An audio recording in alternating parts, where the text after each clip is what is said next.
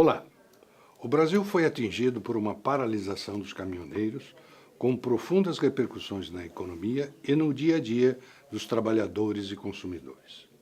A origem do problema repousa na elevação dos preços internacionais do petróleo, que atingiram $80 o barril, subindo 20% em pouco mais de 2 meses. Esse fato, aliado à depreciação do real de 14% nesse período, levou o preço do petróleo, medido em reais, ao mais alto nível desde a criação do real. Além disso, a política de preços da Petrobras passou a seguir o ritmo de países desenvolvidos, com repasses imediatos de variações de preços aos derivados, como gasolina, diesel, querosene de aviação e GLP. Além disso, o setor de transporte de cargas foi beneficiado há alguns anos pela utilização de uma linha de crédito subsidiada pelo BNDES, elevando fortemente a venda de caminhões. Com a inflação baixa e a atividade econômica se recuperando lentamente, e com excesso de oferta de caminhões, não era possível aos caminhoneiros efetuarem o repasse dos custos de combustíveis aos fretes. Daí o impasse. Com a paralisação dos caminhões, os negócios foram muito afetados.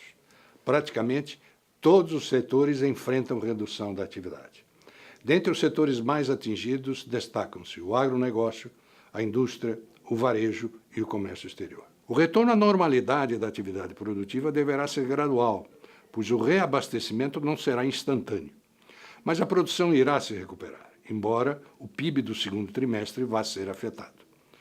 Um dos prejuízos mais relevantes dessa situação refere-se à elevação do risco Brasil nos mercados financeiros internacionais. Em cerca de 2 meses, o risco país se elevou em 20%, com consequências no fluxo de recursos estrangeiros, o que também afeta o câmbio. O governo buscou negociar o término da paralisação, mas teve que ceder em alguns pontos relevantes, que irão impactar as contas públicas em cerca de 9 bilhões e meio. Quanto aos efeitos na inflação, serão transitórios. Elevações de preços podem acontecer pela redução da oferta de produtos, mas o retorno à normalidade fará com que os produtos reduzam os preços. O impacto na inflação acontecerá no curto prazo, mas não deve comprometer o atingimento da meta de inflação deste ano pelo Banco Central, o qual, por sua vez, tendo em vista o caráter transitório de elevação de preços, poderá manter a trajetória da política monetária que se propôs a efetuar. Em outras palavras, espera-se a manutenção da Selic em 6,5% até o final do ano, pelo menos. Por sua vez, o mercado financeiro vem apresentando elevada volatilidade, preocupando os investidores. Vale a pena repetir, trata-se de uma fase transitória, e num olhar de médio e longo prazo haverá recuperação dos mercados. Neste momento, os investidores devem ter calma e não buscar mudanças rápidas de posição, pois aí sim poderão realizar prejuízos.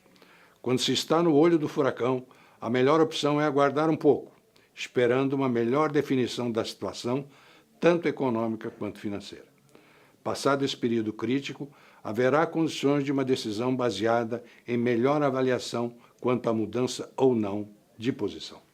Obrigado, até a próxima.